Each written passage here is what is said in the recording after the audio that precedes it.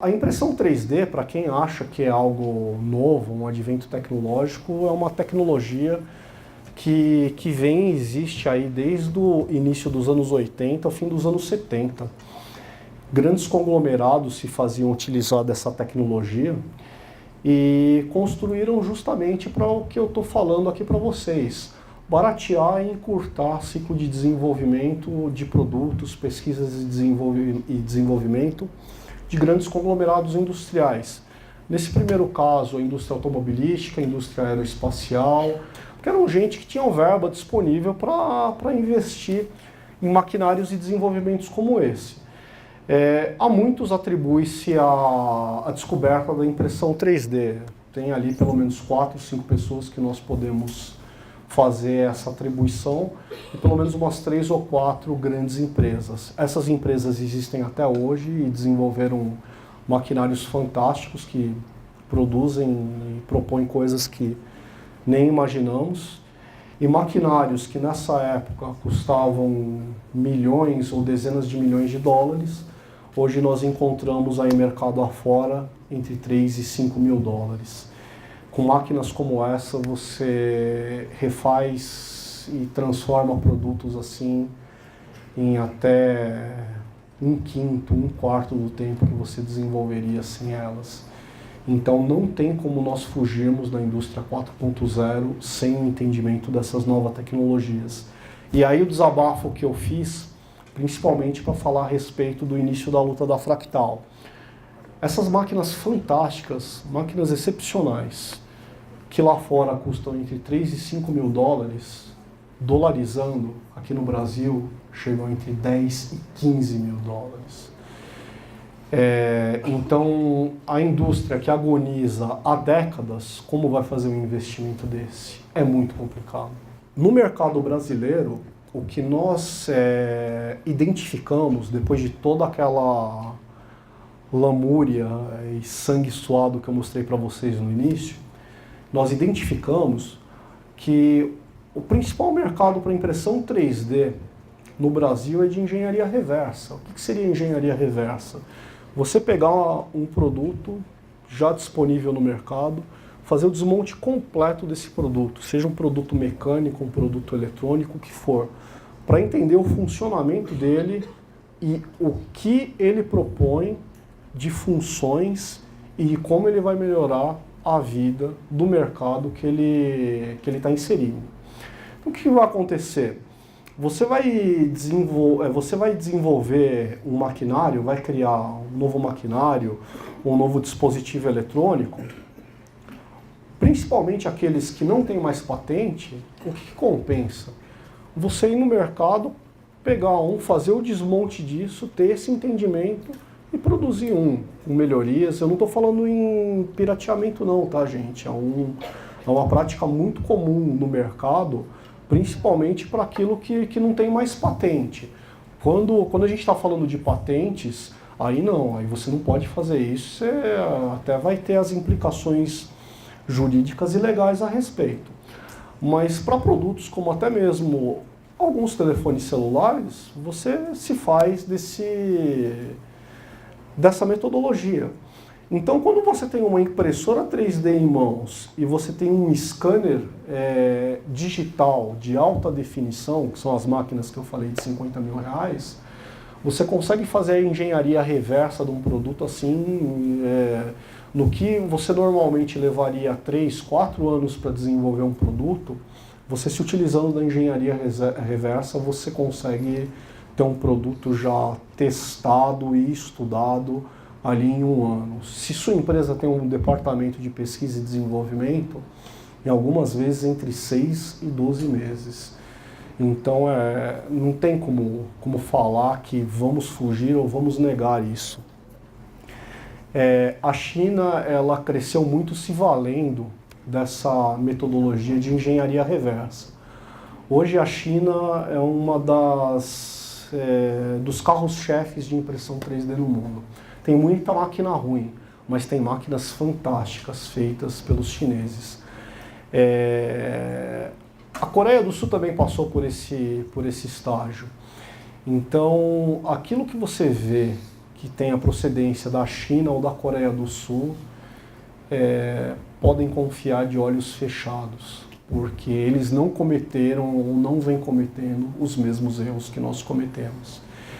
E o que foi desenvolvido inicialmente por Alemanha, Israel, Estados Unidos, que foi o advento da impressão 3D, hoje vem sendo desenvolvido de uma maneira melhor e mais barata por chineses. Alguns daqueles mitos que eu comentei com vocês no começo, né? No futuro todos teremos uma impressora 3D em casa, todos os carros vão ser feitos por impressoras 3D. Pô, se você fizer um pneu em impressora 3D, na primeira volta no quarteirão vai voar pneu, carro, você, para tudo quanto é lado. Então, assim, tecnicamente é impossível de você fazer uma colocação dessa. Na mesma impressora 3D que eu faço meus bonecos Marvel para Toy Art, o Deadpool, que é moda agora, o Homem de Ferro, eu vou também imprimir um bolo de chocolate, porque é muito comum, acho que vocês já viram em reportagens, a utilização da impressão 3D na culinária. Isso não é lenda não, tá? Isso é fato. Você vê doces personalizados, doces de casamento com o rosto dos noivos, doces de festas infantis com rostos de personagem. Cada um no seu mercado, cada um na sua moda, não é algo que eu faria, mas existe disponibilidade para isso. Uma coisa muito interessante, estruturas de bolos de casamento que você não consegue desenvolver na mão, você imprime essa determinada parte numa impressora 3D, você joga para o forno, o bolo está feito, falta confeitar só. Então isso é fato, isso existe, tá? Só que é uma outra tecnologia distinta dentro da impressora 3D. Então, aquilo que eu imprimo de peça, de prototipagem, manufatura aditiva, numa máquina, não tem como eu imprimir comida nela mesma. E outra colocação também que eu acho interessantíssima, todo mundo falando que com impressora 3D você vai construir armas e que as pessoas elas vão assaltar você com essas armas feitas em impressora 3D. Bom, até existe armas feitas em impressoras 3D, mas são armas que foram projetadas e desenvolvidas por engenheiros, que tem, apesar de serem peças de plástico, tem ferrolhos, tem peças metálicas dentro para dar um reforço, porque existe um material que é o material mais simples, mais comum de impressão, que se chama PLA. É um material que não tem resistência mecânica nenhuma, só que é um material universalizado no mercado. Pô, imagina o cara que vai comprar uma impressora 3D para produzir sua própria arma para fazer um assalto. Eu só vou ter medo dos estilhaços que vão voar na minha cara, porque a arma vai explodir na cara dele e ele nunca mais vai roubar nada na vida. Esse é um de diversos, de infinitos mitos, tá? Mas esses aí acabam sendo os mais comuns. E a gente tem algumas realidades, tá? Que são construções feitas por impressão 3D, que vai demandar investimento, mas isso é fato, tá? Existem prédios feitos, edificações feitas com impressoras 3D. Naturalmente, não são de plástico, são de concreto, são armados com ferragens, mas são feitos com impressoras 3D.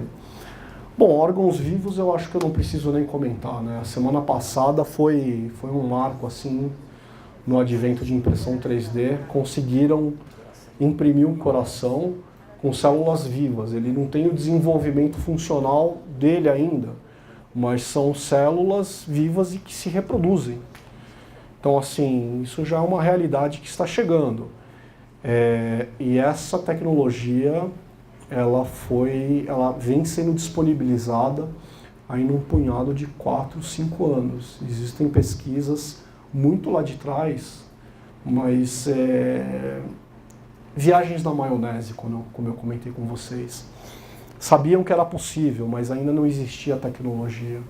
Foram pesquisando em 4, 5 anos, temos empresas de biomateriais focadas única e exclusivamente para isso.